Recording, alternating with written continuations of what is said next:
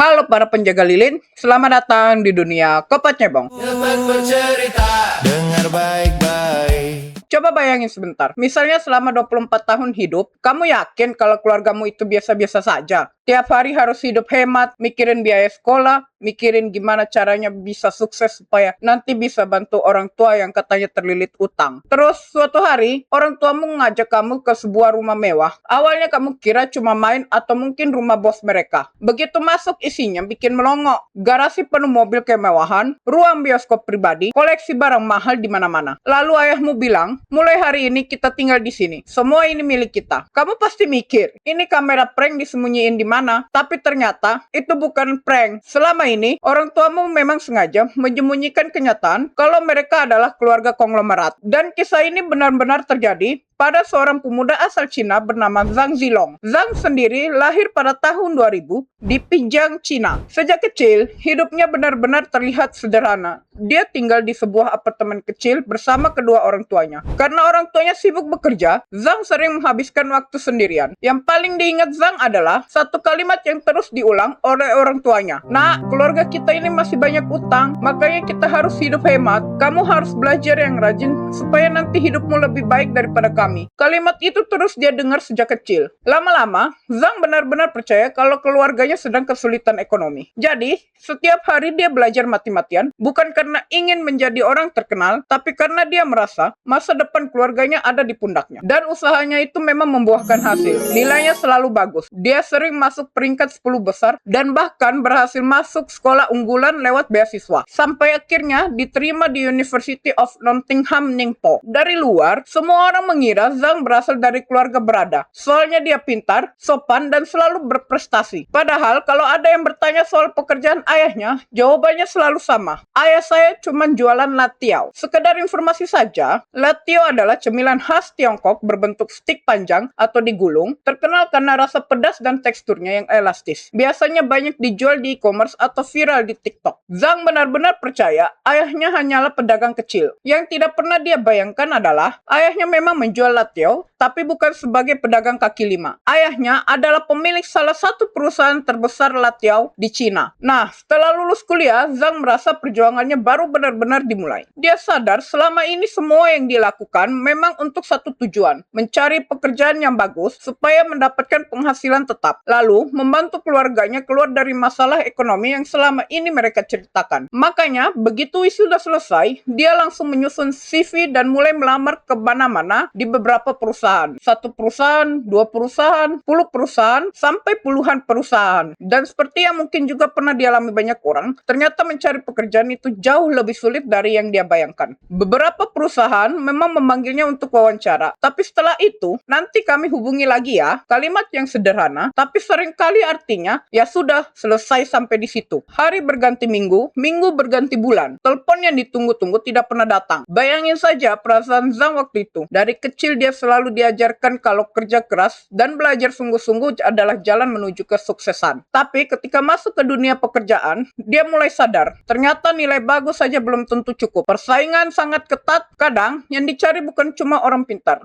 tapi juga pengalaman, relasi, bahkan sedikit keberuntungan. Untungnya, Zhang punya seorang kerabat yang bekerja di perusahaan makanan ringan bernama Spicy Prince. Kerabatnya menawarkan bantuan. Boleh kok kirim lamaran ke sini, nanti aku bantu kasih rekomendasi ya. Mendengar hal itu, Zhang tentunya senang. Karena sejujurnya, dia juga sudah cukup mengenal dunia latiao. Sejak kecil dia mengira ayahnya hanya pedagang latiao. Jadi, merasa setidaknya punya sedikit pemahaman tentang bisnis itu. Setelah melewati proses seleksi dan wawancara, akhirnya dia diterima. Beban yang selama ini ada di pundaknya seolah sedikit berkurang. Setidaknya, sekarang dia sudah punya pekerjaan. Meski begitu, ada satu hal yang cukup mengejutkan. Gaji yang ditawarkan kepadanya hanya sekitar 4.000 yuan per bulan. Kalau dikonversikan saat itu, jumlahnya sekitar 9-10 juta rupiah. Kelihatannya memang lumayan. Tapi, untuk ukuran fresh graduate di Cina saat itu, sebenarnya angka tersebut termasuk di bawah rata-rata. Fresh graduate dari universitas bagus biasanya bisa mendapatkan sekitar 6.000 yuan atau bahkan lebih. Artinya, Zhang menerima gaji yang lebih kecil dibanding rata-rata lulusan baru lainnya. Tapi dia tidak banyak protes. Dalam pikirannya, pekerjaan pertama bukan soal gaji. Yang penting adalah pengalaman. Daripada terus menganggur sambil menunggu pekerjaan yang katanya lebih bagus, lebih baik mulai dulu dari sini. Akhirnya, Zhang ditempatkan di divisi e-commerce. Tugasnya mengurus promosi produk di media sosial, kadang membuat konten, kadang membantu pemasaran digital. Bahkan sesekali harus melakukan live streaming untuk menjual produk. Dan disinilah masalah baru muncul. Kalau sekarang kita melihat orang jualan lewat TikTok atau Douyin terlihat lancar ngomongnya, sebenarnya banyak yang dulunya juga canggung. Begitu pula juga dengan Zhang. Hari pertama live streaming benar-benar membuatnya gugup. Cara bicaranya masih kaku. Ekspresinya pun canggung. Beberapa rekan kerjanya bahkan sering meledeknya. Zhang, santai sedikit dong. Kalau ngomong pelan begitu, nanti siapa yang mau membeli produknya? Zhang hanya tertawa. Lalu, setiap selesai bekerja, dia kembali belajar. Dia menonton cara orang lain melakukan live streaming, belajar bagaimana cara berbicara di depan kamera, dan juga belajar bagaimana membuat orang tertarik membeli produk. Sedikit demi sedikit, kemampuannya mulai berkembang. Yang menarik selama bekerja di Spicy Prince, tidak ada satupun rekan-rekan kantornya yang tahu siapa sebenarnya Zhang. Semua menganggap dia hanyalah pegawai baru biasa. Tidak ada perlakuan istimewa, tidak ada jabatan khusus, tidak ada fasilitas mewah. Bahkan, Zhang sendiri juga tidak tahu kalau perusahaan tempat dia bekerja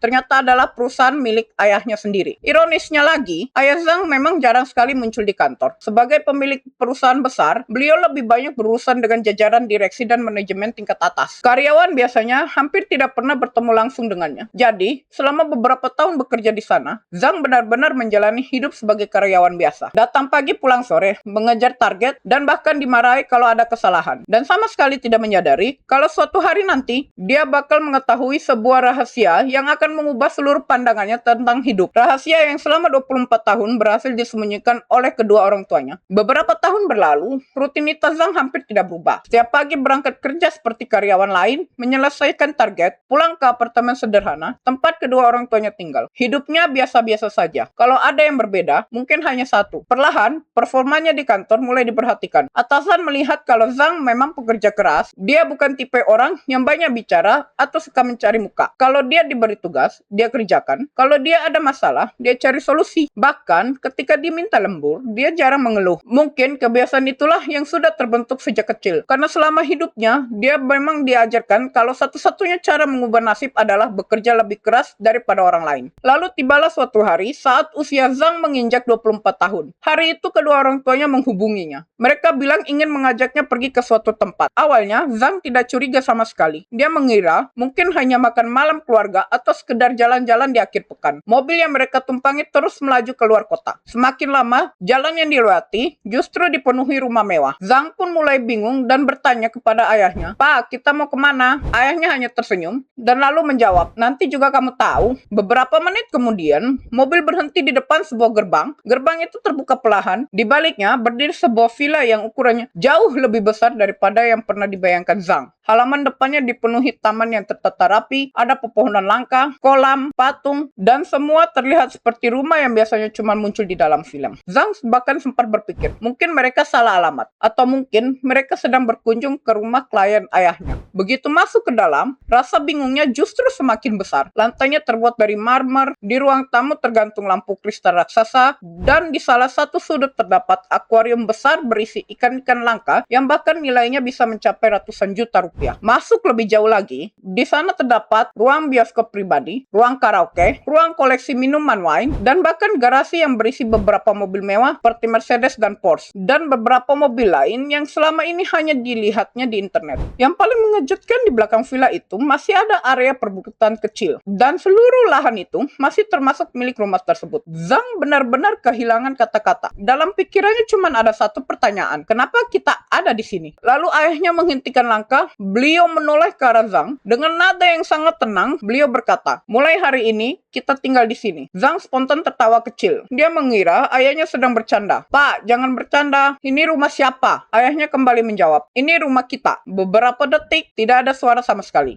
Zhang hanya menatap wajah kedua orang tuanya bergantian, mencoba mencari tanda kalau mereka sedang bercanda. Tetapi, ekspresi keduanya sangat serius. Lalu ayahnya menarik nafas yang panjang sebelum akhirnya mengatakan sesuatu yang akan mengubah hidup Zhang untuk untuk selamanya. Selama ini, ayah dan ibu memang sengaja menyembunyikan semuanya darimu. Kita tidak pernah miskin. Kita juga tidak mempunyai utang seperti yang selama ini kami ceritakan. Kalimat itu membuat Zhang seperti berhenti berpikir. Selama 24 tahun, semua yang dia yakini tentang keluarganya ternyata tidak benar. Belum sempat Zhang mencerna semuanya, ayahnya kembali melanjutkan. Ayah adalah pemilik utama perusahaan Spicy Prince. Mata Zhang langsung membelalak. Spicy Prince, sebuah perusahaan tempat di mana dia bekerja setiap hari. Perusahaan yang membuatnya berkali-kali lembur. Perusahaan yang pernah memberinya gaji di bawah rata-rata lulusan baru. Dan perusahaan itu ternyata milik ayahnya sendiri. Sulit membayangkan apa yang dirasakan Zhang pada saat itu. Di satu sisi dia kaget, di sisi lain dia mulai mengingat semua perjuangan yang sudah dia lalui. Belajar mati-matian demi beasiswa, susahnya mencari pekerjaan, dan bahkan bekerja di bawah seperti karyawan biasa lainnya. Semuanya terasa seperti potongan puzzle yang tiba-tiba tersusun menjadi satu. Namun yang paling mengejutkan bukanlah kekayaan keluarganya, melainkan fakta bahwa selama bertahun-tahun, kedua orang tuanya berhasil memainkan peran sebagai keluarga sederhana, tanpa sedikit pun membuat Zhang curiga, dan alasan dibalik itu semua menurut sang ayah, bukan karena ingin membohongi anaknya, melainkan karena ada satu pelajaran hidup yang ingin mereka tanamkan sejak awal. Pelajaran yang menurut mereka jauh lebih berharga daripada miliaran rupiah warisan. Ayah Zhang kemudian menjelaskan semuanya dengan sangat pelan, bukan karena beliau bingung harus mulai dari mana. Apa yang akan didengar anaknya malam itu bakal mengubah cara Zhang memandang seluruh hidupnya. Selama ini ayah memang sengaja membiarkan kamu menjalani hidup seperti anak biasa. Bahkan, waktu kamu melamar kerja di Spicy Prince, ayah juga sudah mengetahuinya. Zhang langsung menoleh. Jadi ayah tahu aku kerja di perusahaan itu. Ayahnya hanya mengangguk pelan. Iya, tapi ayah juga sengaja melarang siapapun memberikan perlakuan khusus. Kalimat itu membuat Zhang semakin terdiam. Artinya, selama beberapa tahun terakhir, ayahnya sebenarnya bisa saja menyuruh manajer langsung mengangkat Zhang ke posisi tinggi atau minimal memberinya gaji yang jauh lebih besar. Tapi itu tidak pernah dia lakukan karena ayahnya ingin Zhang merasakan sendiri bagaimana rasanya menjadi karyawan biasa. Bagaimana rasanya dikejar target, bagaimana rasanya dimarahi atasan, bagaimana rasanya ditolak saat melamar pekerjaan. Karena menurut beliau, kalau suatu hari nanti Zhang benar-benar memimpin perusahaan, dia juga harus tahu bagaimana kehidupan orang-orang yang bekerja di bawahnya. Seorang pemimpin yang tidak bisa merasakan susahnya menjadi karyawan, biasanya akan lebih mudah mengambil keputusan yang merugikan banyak orang. Itulah yang ingin dia hindari. Karena viral, netizen juga pastinya kan jadi kepo dan penasaran sama profil bapaknya si Zhang, yang ternyata bernama Zhang Yutong. Jadi, Om Yutong tahu sendiri betul bagaimana rasanya memulai semuanya dari nol. Beliau bukan lahir dari keluarga kaya, justru sebaliknya. Kakek dan nenek Zhang hanyalah petani biasa. Tidak ada perusahaan besar, tidak ada warisan miliaran, yang ada hanya kehidupan sederhana dan bekerja keras setiap harinya. Saat masih usia muda, ayah Zhang melihat satu peluang. Di daerah tempat tinggalnya,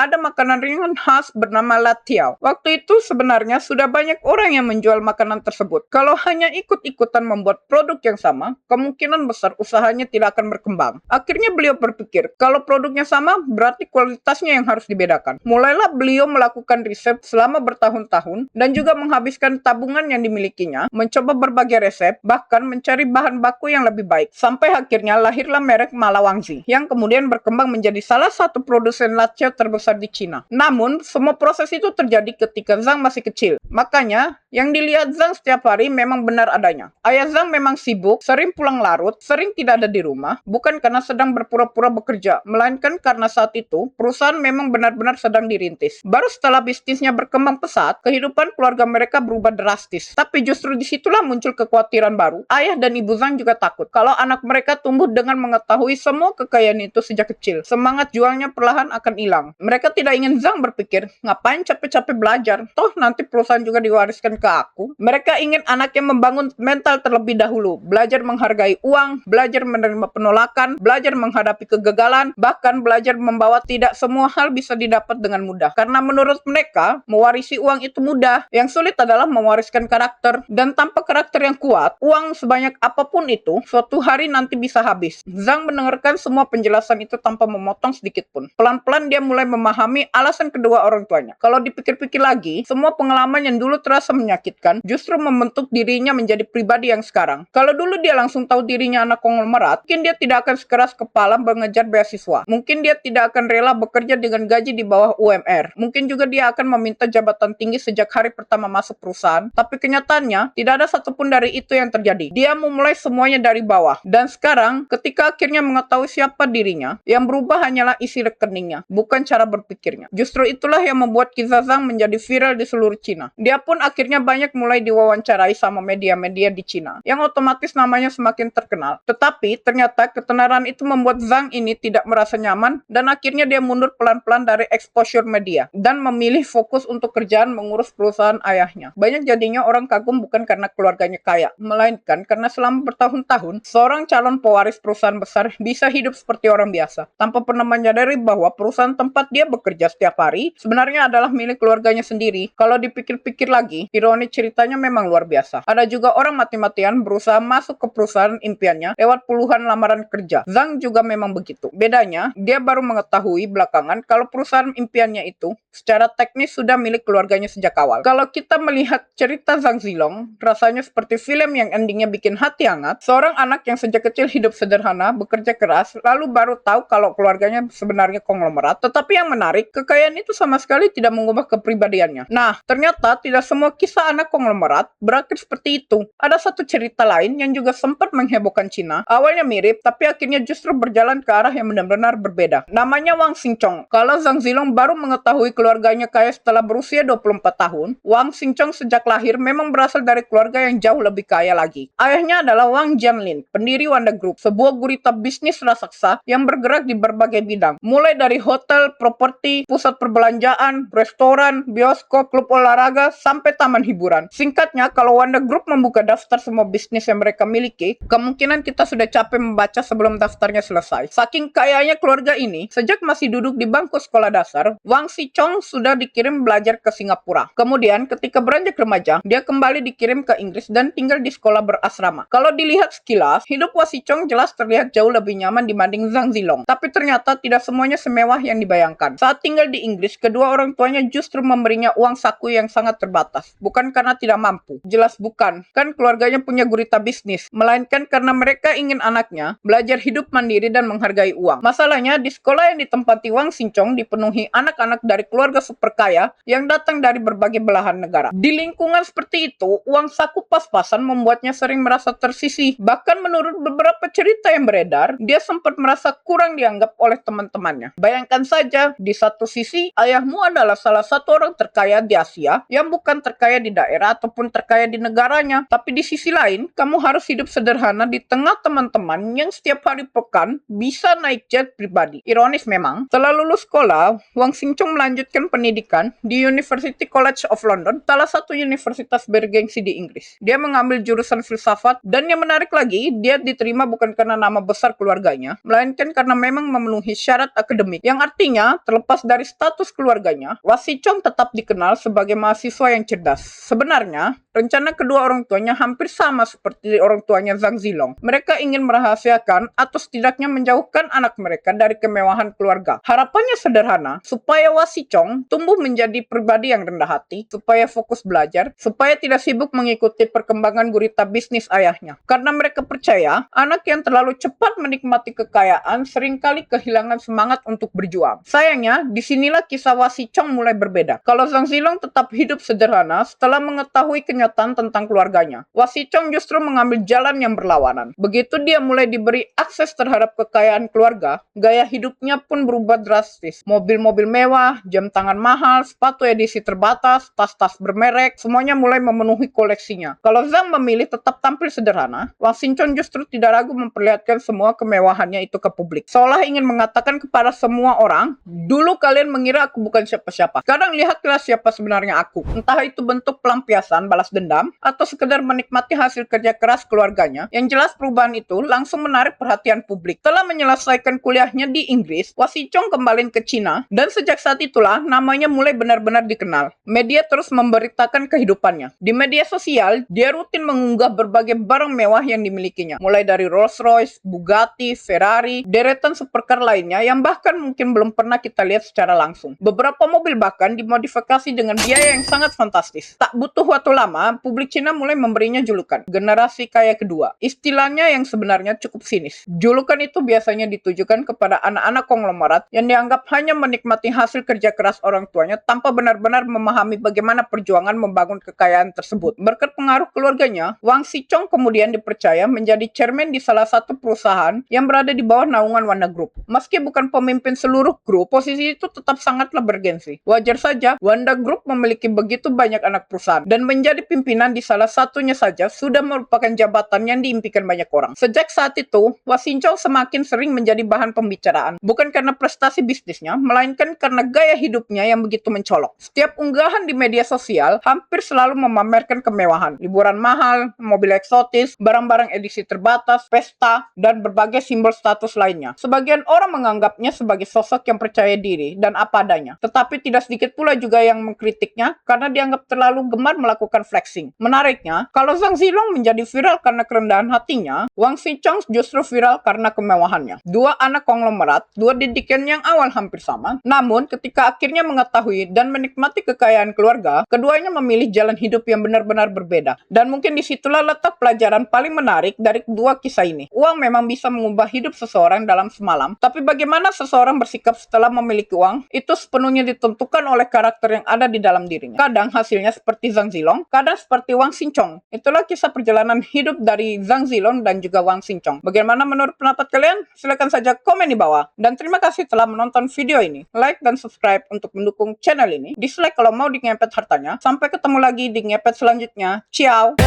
Jangan padam biar aku masuk. Dada ini dingin tapi